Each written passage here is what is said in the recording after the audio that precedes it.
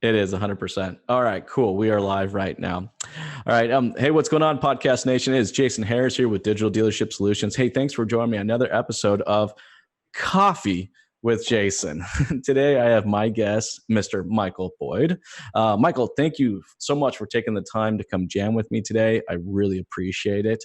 I would love for you to kind of give the introduction, because I know you're the founder of iRecon, but I think there's a lot more to that. So if you kind of give us that 2-minute origin story, that'd be a great place for us to start. Yeah, it'd be so much easier if it just started off as founder of iRecon. But yeah, there's always a lot of backstory in order to actually get there. So I've spent the last 25 years of my career in the automotive industry. So I mean, I started off chasing bumpers, just like you had said, just like you did. Worked my way up. Don't collapse on me. It sounds like I know, no kidding, right? That's okay. So worked my way up, did finance, all the way to, sales director. And most recently, I spent the last 10 years of my actual life at a career at a Lexus dealership, a very well-known Lexus dealership. And it was there that, doing the day-to-day, managing managers underneath me. And you know how it works in the car business. You do everything. It doesn't really matter what your title is. At the end of the day, everything's about selling cars and taking care of the consumer. So you jump in where you need. But what I saw during that 10 years was obviously a big evolution, because I left the car lot about 3 years ago. Mm-hmm. So if you look at the 10 years prior to that, that's right when the economy turned. Yep. So that was a big evolution, right? A lot of things changed. Yeah, a lot of things changed. Yeah, and a lot of companies went by the wayside.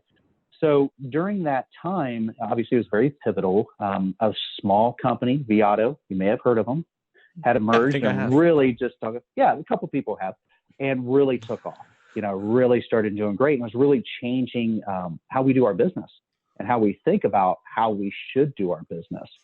So it was from using that software and, of course, fighting it first. I mean, because I was a veteran car guy. We know better, right? Nobody can come in and tell us how to do our jobs. Exactly. And it was right. It was finally, adopting that velocity mindset. And really, as time kept going on, seeing how we did our job. And even though we fed our families, that was, that's always the biggest problem, right? With the innovation is, even though it works and you feed your family, you keep doing the same thing. Mm-hmm. You start to become resistant to change. And when the market's evolving and changing around you, eventually you become a dinosaur. So what I noticed, and I try to be very cognizant of myself and, of course, the people around me, because when you're in charge, you're at fault. Ultimately, if you're not doing what you're supposed to be doing. So while I was watching this evolve, and we were doing really well, I mean, we were selling a lot of cars, and we were buying a lot of cars, because the more cars you sell, the more cars you have to actually go out and get, hold you accountable. Consuming them. Exactly. And we were not able to, survive just off trade-ins like most dealerships today. So we really started branching out, started using even other technologies. And of course, really the core of it being Viato, and started really looking at our internal processes, because what I saw from being, sitting on top of the mountain and managing all those people underneath that have to do all the job, was that we had a big gap, a big hole, where we had a rock solid acquisition and marketing strategy. But sitting right in the middle of that was our reconditioning and holding. And we weren't able to supply ourselves, at the speed that we were turning our inventory. So we started having people waiting, and that's bad for a number of different reasons, waiting for the car. You come in and you buy a Lexus car, and we were very heavy Lexus certified. I mean, very heavy, very prominent Lexus certified dealership. And when the majority of your cars, I think at the last count, really, that like the critical mass point was 70% of my inventory was not serviced. Wow. That's a lot. Now, it is, but we were so good at marketing and acquisition that we had the right inventory at the right time. And we were able to get the consumer at the dealership in the right amount of time. Mm-hmm. But if internally you cannot get that raw product to the front row, that's a problem. Well, I mean, So we were, but it's a really good problem to have. I mean, a lot of people are listening to this and go, yeah, wait a second, is this guy telling me I'll that take that his problem. demand was so high that he couldn't meet the supply, couldn't meet the demand? Hey, I'll have that problem. That sounds like a wonderful problem to have. Right. So, well, it's kind of twofold. So we had the inventory because we were acquiring enough inventory. Yep. And we were selling it right at the correct rate. But when you shake the hand of the customer and say, hey, we're going to put you in finance, go ahead and sign everything up, that's your car, but you can't pick it up for a week to 10 days, that's a problem. That is. And it creates a lot of opportunity for fallout. CSI, I don't care what brand you are, it's all about CSI and reviews. But then, of course, being at a high-profile Lexus and a Lexus Elite dealership, even more so. So there's just so many reasons why we had to attack that internal problem. Yeah, it sounds like it's a process. I mean, I don't think we ever put enough emphasis on our processes, right? But a bad process, right? A lot of people think the processes are more for us internally, but our processes can either positively or negatively affect the consumer's experience. And it's like I feel like as an industry we get so tight. We see this stuff day in and day out. So we don't really start to think about these types of things until they become a significant issue. And what's really scary is a lot of people don't even realize how big of an issue it is because they live in the trenches. So it's hard to see, what's coming at you or what you're actually doing because you're just surviving. You're just reacting. And it's hard to detach yourself, look at it from a different lens and go, wait a minute. Yeah, I'm selling cars. Yes, we are profitable, but are we selling enough cars at a more profitable way? Is there a better way of doing it? It's like the best question ever. I have to say, I know this is good. And we're going to continue with this. And I apologize. I've jumped in there, but no, please do. To your point, as an industry, we do this amazing job of constantly talking about our results. And, in the sense of we're talking about how much money we made, how many cars we sold, very seldomly do I ever sit in a meeting where someone says, well, how many could we have sold? How much money could we have made? But we're just always focused on this. Our greatest barrier. Right? Yeah, success is your greatest barrier because, unfortunately, success doesn't teach you a whole bunch, because everybody wants to high five and go, hey, we did it. Yeah. I've always been more of a pessimist. I hate to say it, but where I go, okay, great. We'll just use round numbers. If you do 100, could we have done, or what could we have done differently to do 110? So every time I would reach a level of success, regardless of what it was, I would immediately try to break it down and go, okay, great. Now we did that. How do we move to the next level? What do we have to change up or what do we have to improve? And it's not always improvement. Sometimes it's simply a matter of moving resources. Yes. Whether it's people or processes, it's all resource based, just like every other business. So I'm so glad you said that because it's one of my biggest, theories is that, our businesses need to be built around people plus process equals our measurable results. Right. Yeah. And it's being able to identify and being self-aware as a business as where you are as far as people and process. And to your point, sometimes it's not necessarily a process as much as it can be a people thing. Right. And I do not like to look at the market and where the market is to gauge my success. I rather would look at the market and say, hey, if the market's up, 10%, and hey, I'm up 10%. And when the market's good, everybody's selling cars. It's real easy to say, hey, we're the best. We're the best. Well, guess what? Everybody else is doing the same thing and you're just riding the wave. I would much rather gauge if the market's up 10%, how much above that am I up? Good point.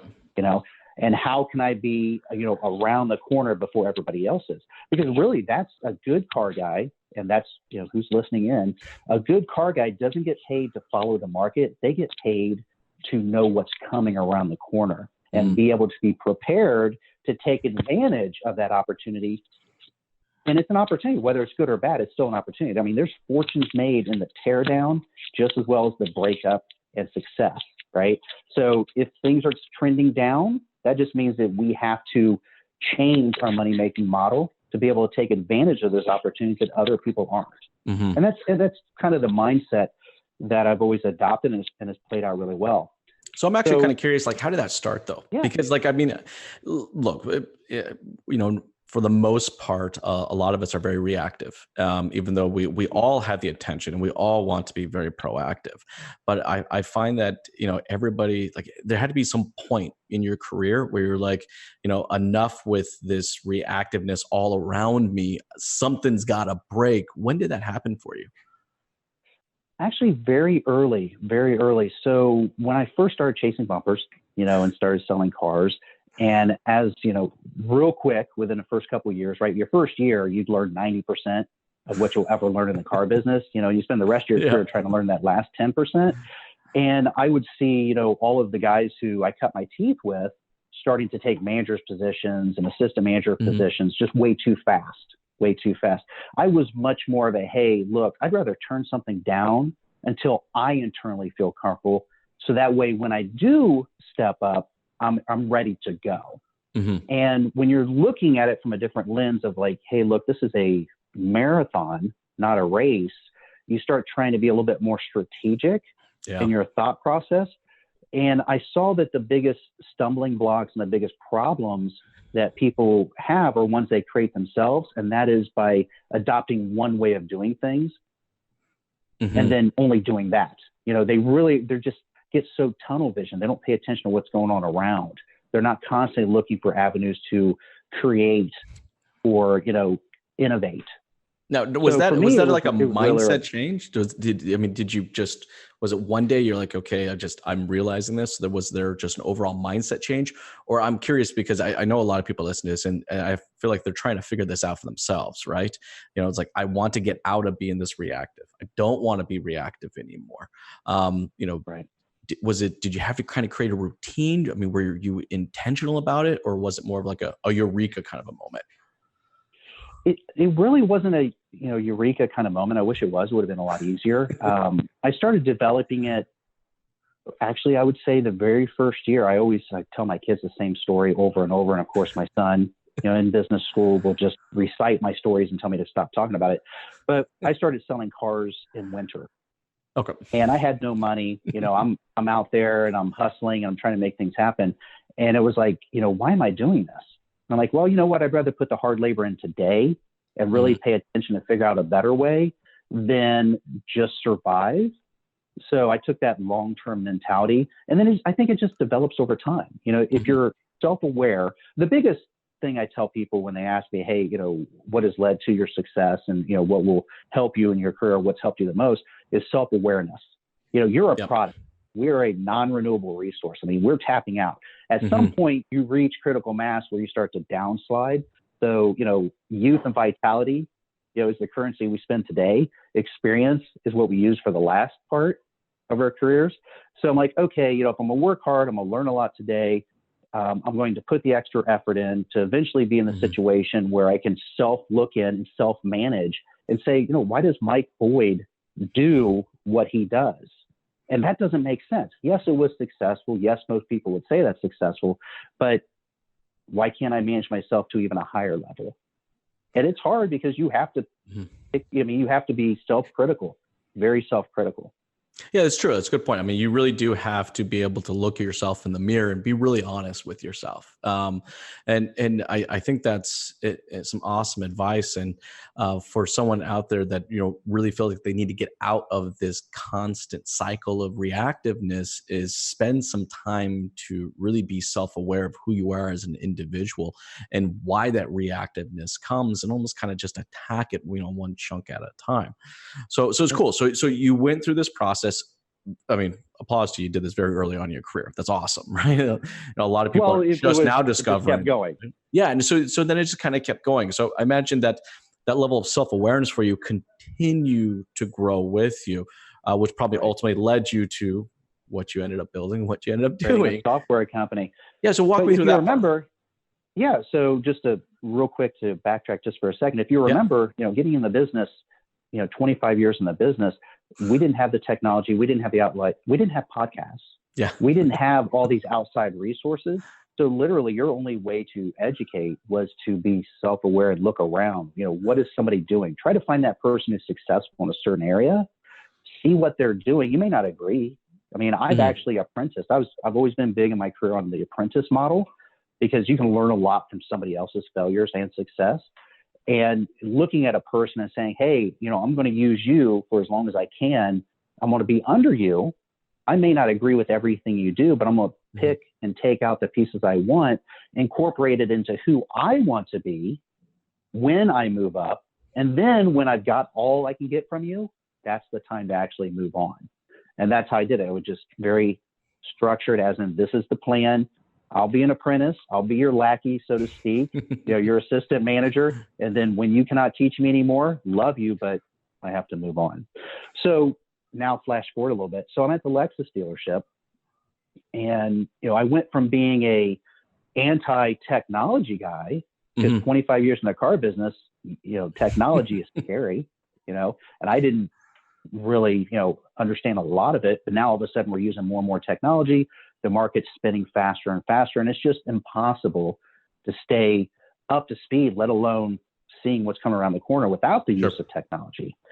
So when I saw that we had a very real problem, and that my salespeople were actually spending more time trying to keep a deal together after they signed up a customer to get that car delivered than they were selling a car, that was a problem. Because they're not prospecting, right? We'd had great acquisition, great marketing, people were coming in, but they were not able to actually do more because of our internal processes. So I started looking around. I'm like, I'll just find a technology that will handle the reconditioning and holding costs, will assist me in that. And there was nothing. Well, I just want to take 1 second there, because I think for a lot of people, when it comes to technology, is that normally they don't take the approach you took, right? You identified a process, you identified a weak point within your business. Even though you had a process, there was already a process in place. Okay. But you're like, I need to make this better. All right. So then how can, it seems like, people right now want to move into technology, assuming the technology is going to bring them that process, and it's going to be that real quick operational, fix. Like, I'm just going to go buy this product and it's going to fix my operational problem. But in reality, that's not how technology works. It works the way the approach that you took. And it's like, I had a very identified process. I needed that process better. Manually, I was only going to get so far with this. Now I'm going to move towards technology to find a piece of technology that's going to help me fulfill that process bigger, better, and faster. Right. Well, a technology, and you're spot on. A technology is just a technology if you use it. It really serves no purpose if you're not willing to do what it takes to either enforce use and train people in the use of it. So I just spoke at Digital Dealer, and one of the slides I was going over was that you need two pieces of technology. I mean, obviously there's a lot of different technology out there, and they all serve a different purpose, good, bad, or indifferent, but you have to have something to manage your inventory, and you have to have something to manage the reconditioning and holding. Because those are two things. You have to have cars to sell, and you have to be able to do the things to get them from raw to finished product in a profitable manner. At the most core of what we do, we sell cars. You have to have cars, and you have to get them processed to be able to sell them, period. Yep. But to just hire a software to do a job doesn't do it. No. I'm sorry, it doesn't. You have to invest in your software, of course, that's step one. But even more so, you have to invest in your people. And when you invest in your people, there's a couple of things. One, you have to commit to a training regimen. You have to commit to doing it on a regular basis. So training on a regular basis, and then enforce the use, because you have to get past that pain of adoption. You have to have it where you get past that, why are we doing this? I like the old way, to I'm starting to understand why I'm doing it, but I'd really like to go back to the old way because it's comfortable and familiar, to I'm seeing benefits. Now I'm starting to understand. And now it's just so ingrained that it actually is a process. And that not only makes everybody better, but it also insulates the dealership. People forget about that. Oh, no, 100%. We are all resources. We have to insulate the dealer because that's what we're getting paid for. We are agents for the dealer. We piggyback off their dealer license. At the core of what we do is selling cars, but we work for somebody. We should have their interests in mind. And if we have their interests in mind and do what we're supposed to do, we'll be profitable and feed our families too. And that's the great circle of life. And I think that a lot of the times when dealerships bring in either a new technology or a new process like that, that we don't really do a good job of identifying that that whiffum effect. That's what's in it for me, right? It's just like, no, I bought this tool and you're going to use You're it going to because use I it, Jason. because I said so, and I'm the boss, and that's, unfortunately, I walk into a lot of dealerships, I consult a lot of dealerships, and I had actually one the other day that dealership had just bought a brand new CRM system, invested a very significant amount of money in time and training and coaching and everything like that, and there was two people that weren't using it. When I asked why, it was simply because they didn't want to use it, and these were the they weren't made to do it. They were made to do it. It's like they were too old. They were too this. They were too that. They're my 30 car a month guy. I mean, if I make them do it, it's not. It's like you shouldn't have to be making anybody do it, right? This whole concept of having to make somebody, yeah, exactly, right. We can't make someone do it. But what it comes down is what I find, I'm sure you probably see the same, is that in the very beginning, we really didn't identify what's in it for that salesperson. How does it bring them value? How can we get that technology that is more relatable and relevant to them as an individual on their day-to-day business efforts? Right. And I'll use a lot of bad analogies. I'm a car guy. So we speak with a lot of analogies because it bridges all levels of education and paints a picture that can resonate. So two ways you can train, and enforce something, it's either with the carrot, what's in it for me, follow the carrot and get to the carrot, or with a baseball bat. Right. Now, both can be effective, but which one's longer term? You want them to actually see there's a benefit down the road, right? That's the carrot in front. So, absolutely. I go into dealerships. I've spent my entire career at dealerships, and absolutely, I'll go in and there's always technology that's not being utilized, and more often it's underutilized. Mm-hmm. The dealerships that are high performing dealerships with high performing salespeople, and just everybody really has taken on this cadence of accountability because it was enforced, but it was also enforced along with, this is why we're doing it, not only for the business. And that's a good leader. A leader doesn't just say, this is what's in it for the company. This is what's in it for the company, but here's why you're doing it. And here's what's in it for you. We're going to grow together. We're going to be successful together, or we're going to lose relevance. And then we're all going to be unemployed or not profitable. And then you have contraction. But a good leader actually takes that time. Hey, I've identified a problem. You all are feeling the benefits and the lack of benefits from the problem we have. I found a solution. Here's how we're going to roll it out. Here's why we're doing it. And here's why you are going to do it. And then we'll meet back and look at it and say, hey, are there some tweaks? Because there's nuances with every software. Every store is essentially the same that we sell cars. I hear the same problems over and over when I go into a dealership. And then what's funny is they always start off with, well, my dealership's a little bit different, and here's my issue. To which I immediately come back with, that's what the last 5 dealerships told me. And they're like, really? I'm like, yeah, I mean, it's all the same, regardless of what brand or what metal. It's just metal. We sell metal. Yeah, I think you have to. As a management team, we do a decent job of really kind of, I would say, training on the activity. So identifying the how we do things, right? But we just, when we talk about why we do it the way we do it, it seems to be almost in passing. Like it's just kind of like this quick, just like, all right, let me spend the next 3 hours and explain to you how we're going to roll this out, how we're going to do it. Here's the process. Here's the how. And then, oh, by the way, let me take 5 minutes to explain to you why we're doing it. Right. And if you look at what's in for you and the customer, right? Right. Well, if you look at dealerships and traditionally how we do business, I mean, we put a lot of responsibilities on a few key individuals. Mm-hmm. And we really do not disperse the work out effectively because traditionally that's just the way it was done. You would have a sales manager who would be in charge of, and there could be a couple sales managers working together, but at the core, you would have a main person who was in charge of buying, retailing, pricing, marketing, hiring, developing, working deals. I mean, so many different hats they have to wear. So if you put somebody in a situation where they're just overtaxed trying to keep up, then you're just reacting, and then you're going to have very clipped training. You're not really going to have formatted training or formatted engagement with your people because you're just surviving. You're just reacting. So from me, working with Lexus, and I always say that Lexus for the last 10 years of my, quote unquote, at a dealership career was like finishing school, because it was such an emphasis on the quality of product, that customer experience, that I internalized that of like, look, how can I actually break down my job to be done into a daily basis, and who's doing what, and try to spread that out, because your salespeople, they want to learn, they want to move up the ladder. Well, they want to be empowered. Like they want to feel like they're a part of something, right? That they're not just showing up to work the line. Like they actually want to know that there's a purpose behind this. Right. And it may not be comfortable today, but you have to be uncomfortable today, be very comfortable tomorrow. Good point. And again, it's about building that cadence of responsibility and accountability, and saying, here's why we're doing it. This is where I'm happy. This is where I'm very upset. I don't like a lot of gray area. I want everybody to know what their job responsibilities are. And then I'm going to let you have that leeway to get the job done, as long as you stay within that certain framework. I think that's a much better approach, and it has served me well, because people don't like micromanagement.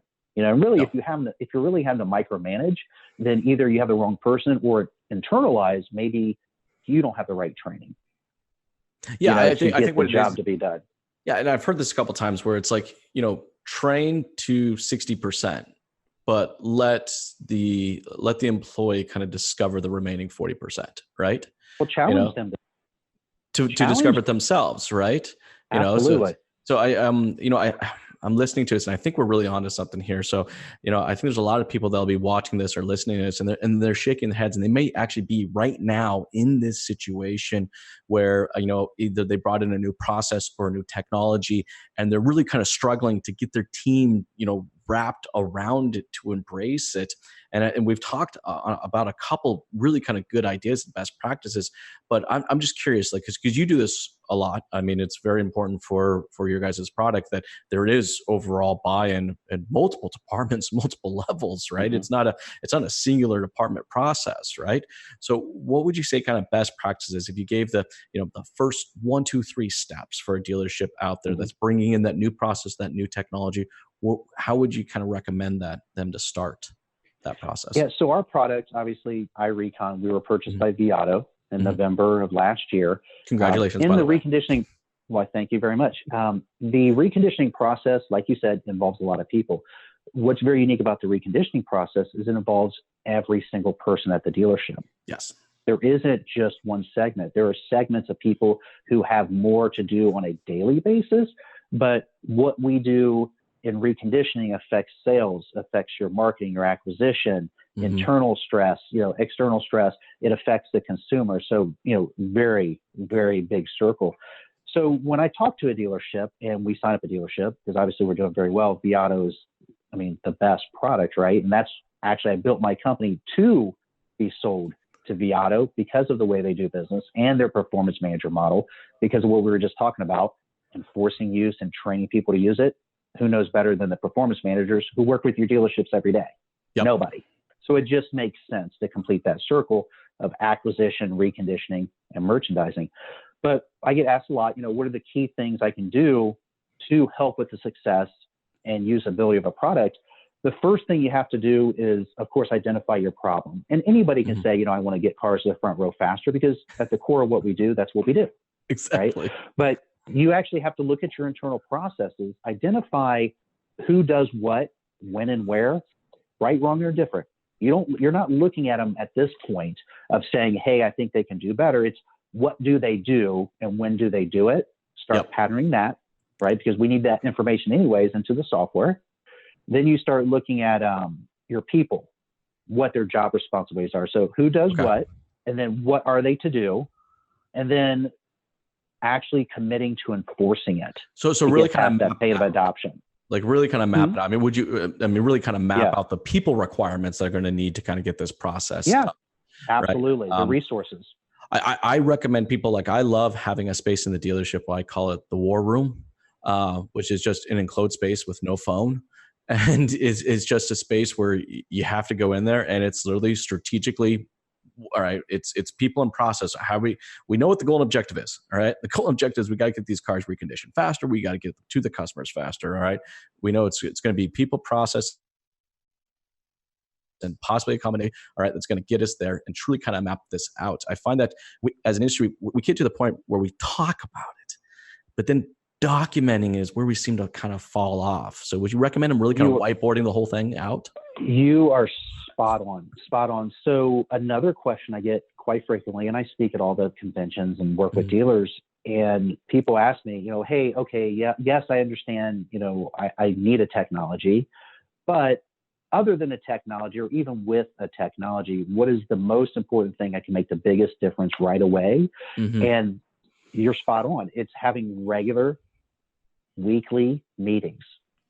That's getting all those individuals together. And it doesn't necessarily have to be one meeting, because sometimes you have to segment, right? Because of different views. But you definitely want to get as many of the people as possible. I personally would bring everybody together. And that's where you sit down and, just like you said, it's like, hey, look, this is a war room. We're actually going to say, hey, what is your responsibility, Jason? How do you fit into the greater theme of what we do? Here's what we need you to do. Here's what you do. Now, what do we have to do to get you to move or to help us with our overall goal? Because if you can't clearly define and start off with a goal, then how do you know if you ever got there, or how do you know if you're doing bad or good? Very true. That's the only way you can enforce accountability, because you have to be able to have that room of comfort where, Jason, you may be my manager, or you may be higher up the food chain than I am, but I have to be able to call you out. I have to be able to say, Jason, at our last meeting, you said you're going to do this because that directly affects the job that I am to have done.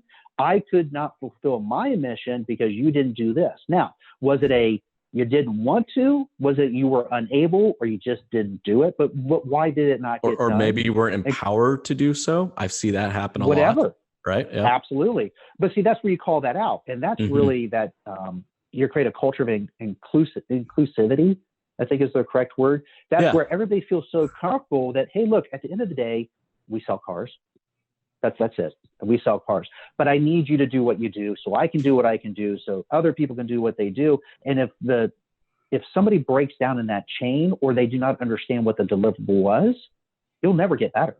I mean, you may see glimpses, and that's that cyclical car lot that, has a really great month because everything aligned. Purchases were great. The moon and stars aligned. You just have to get the right inventory. Right. And then at the end of that month, the hangover is so great that you lose 30 to 45 days trying to recreate whatever you just had. Yep. Because you didn't have a plan. You didn't execute. You didn't hold people accountable. You didn't feel comfortable calling out an issue when there was an issue. And I think that's a great point, right? When we're talking about people, it's not just necessarily the execution portion, right? Like, you have to identify who's going to execute, but also who's going to be responsible for the accountability element of it. I've watched dealerships go as far as identifying the executionable portion of the people. All right. I've seen them go as far as actually developing and documenting what the process is going to be.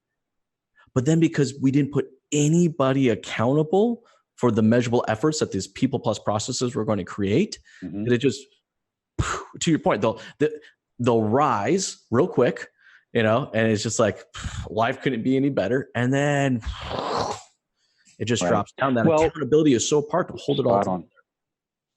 Yeah. So that's why so now, once you've had that first part, now you're talking about the software. What is the software? What does a good software do? So I was very strategic, and I purposely built and went after Viato, and here's why. So when you start talking about accountability, they're probably listening right now. Just throwing it out there. Yeah. Hopefully I don't do anything wrong. So you think about a good software. Imagine now being in that same room, and you pull up your screen and you say, hey, here's where we're at. Here's where we said we were going to go. I know where Jason was. I know I can click. I know what Jason performed up to or what he didn't do. This directly affected this. That's what a good software does, is it takes the gray out of it.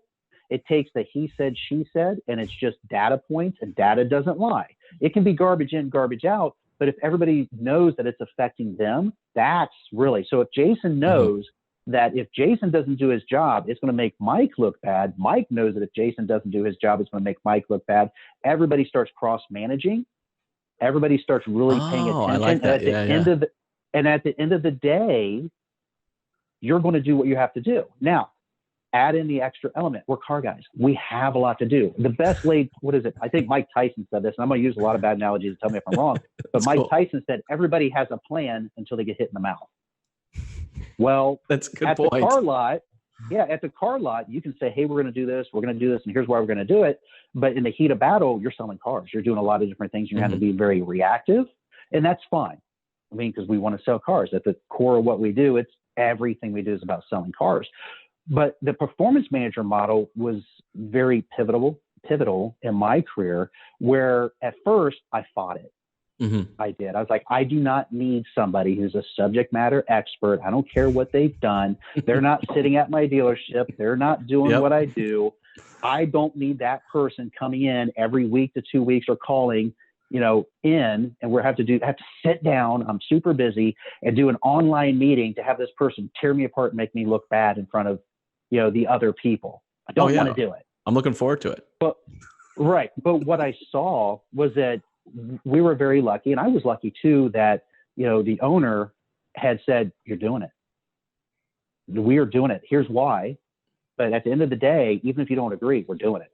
So it's either you're on board or you're off board. We'll drop you off the next island. So after I started engaging with the performance manager, and I started, looking at it, and I tried to look, I'm like, you know what? I'm actually doing what I said I would never do, and it's become a dinosaur. I wasn't changing as much, even though I was trying to be self-aware.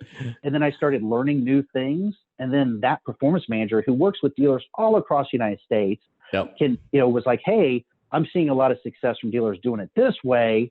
But it started bringing that level of accountability that even though we had to react, we were trying to do the right thing, because at the core, we all want to do the right thing. Of course. We all want to be successful, and we all want to be successful together.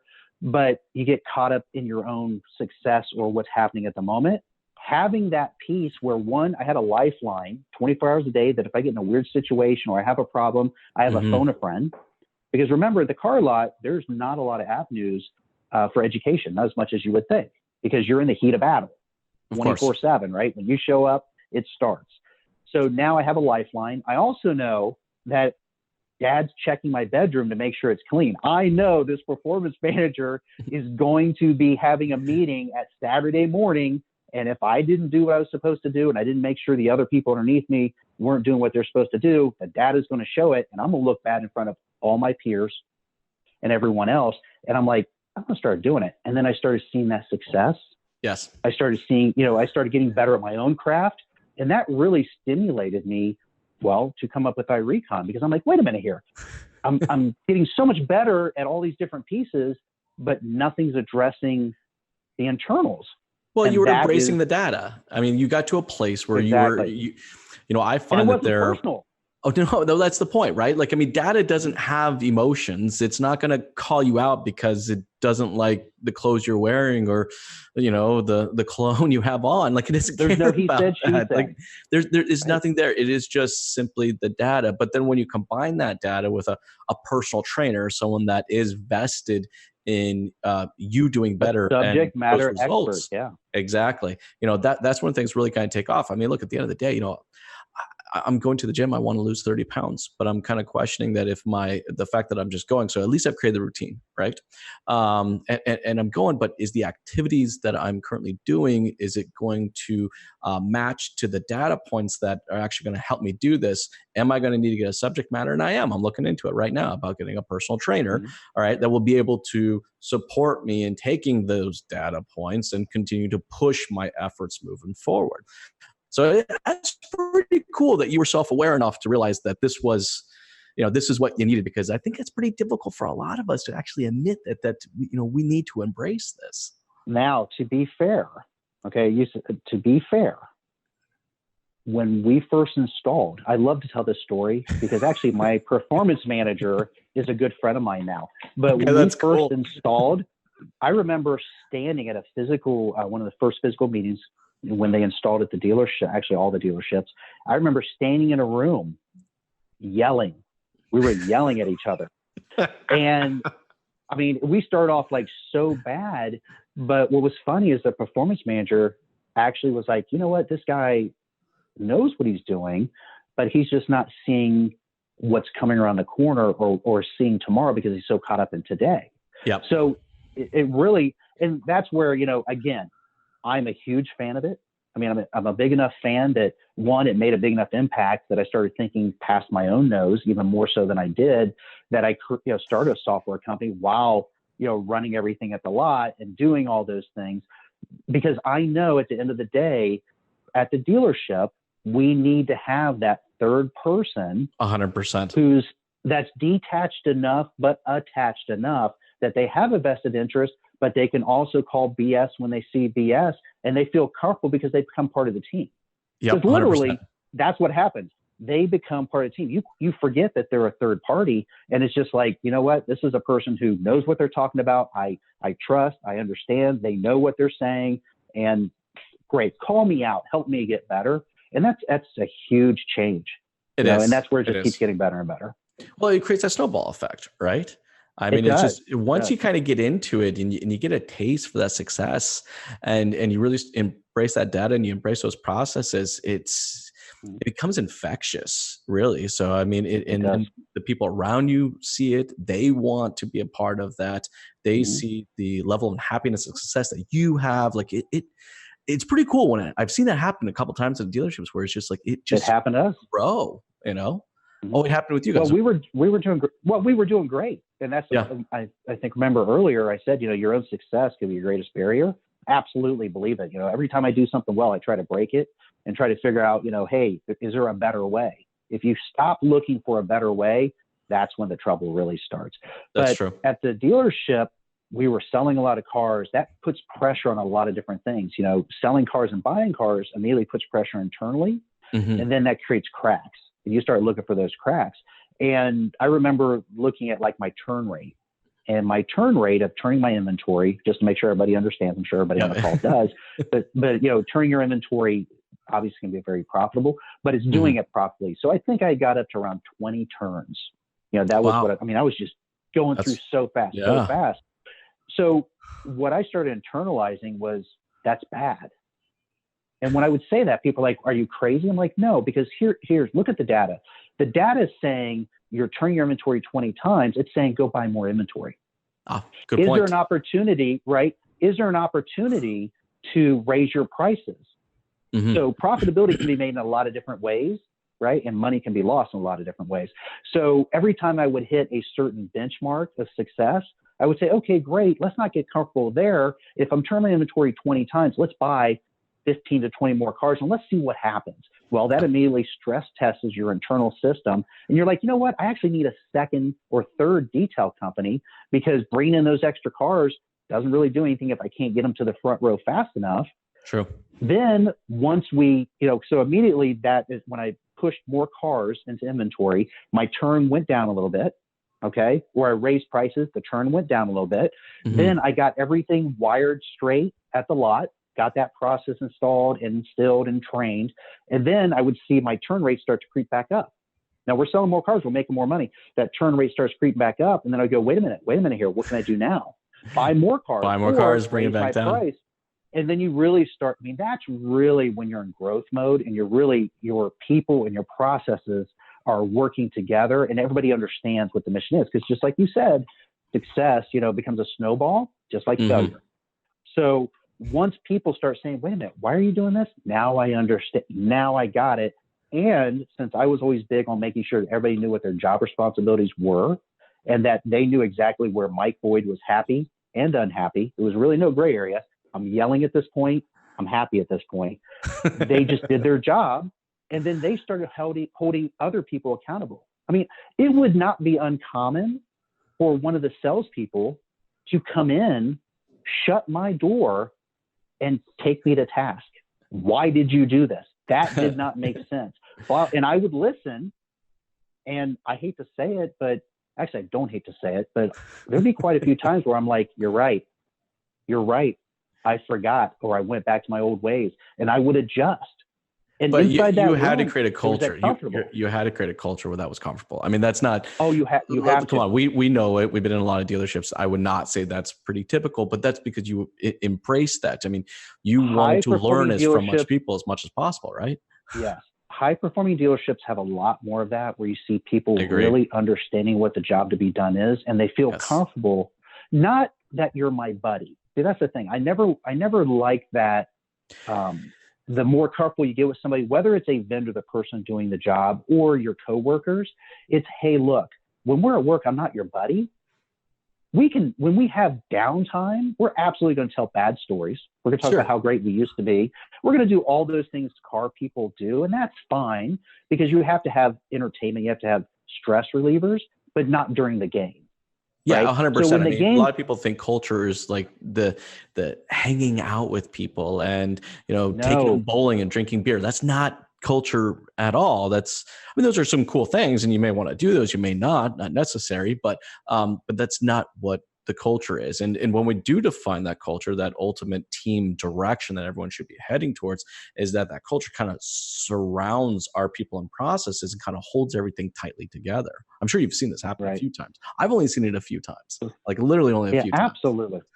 Yeah. So, I mean, again, when everybody feels comfortable enough to call out everybody, that builds that inclusiveness. And that's where you really start developing that strong business relation. And you start to understand that, we don't live in silos.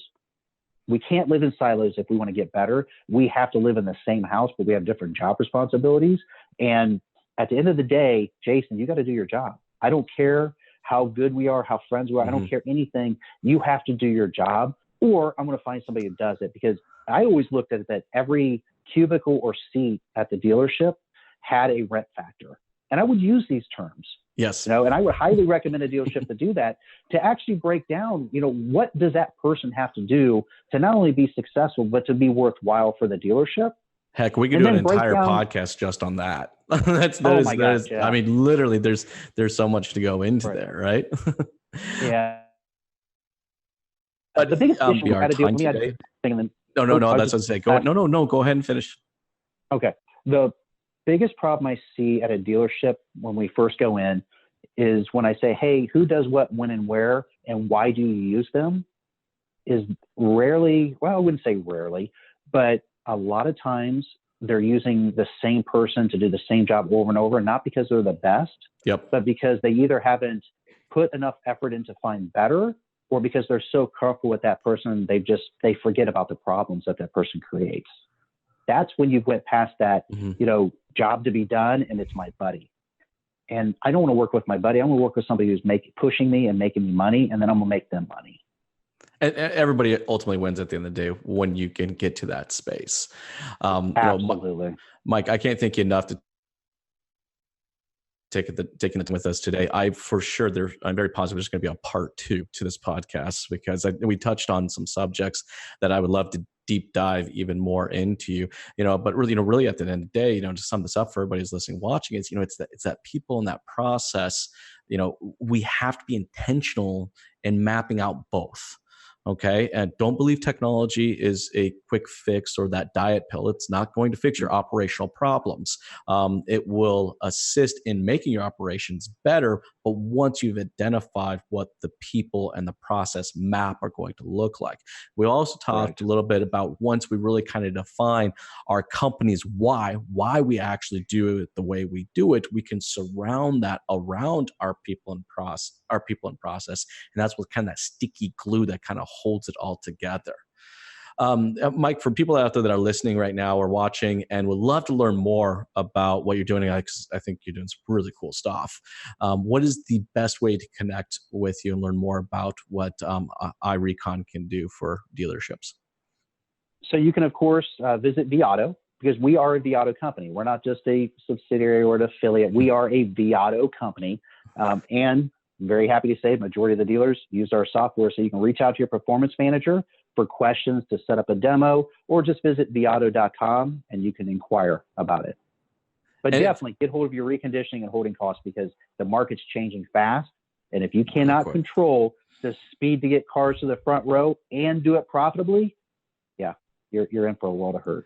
Well, and the dealerships that do that and do that well are the ones that, what's it, that the cream rises kind of a concept. Yeah, exactly. Right. Those are the ones that over the next, because we know what's going on in the industry right now. Like, things are changing, and the ones that are going to do better at that are the ones that are going to see the results over the next 5 years. For the people that love to connect with you personally, what is the best way to connect with you? You can actually reach me at mike.boyd@coxautoinc.com. mike.boyd@coxautoinc.com, or if you visit Viato and inquire and actually ask for me. Perfect. Hey, Mike, thank you so much for taking the time to jam with me today. I really appreciate it. I enjoyed it. Thanks. Thank you very much, Jason. Have a wonderful day. You too. And I just got to give that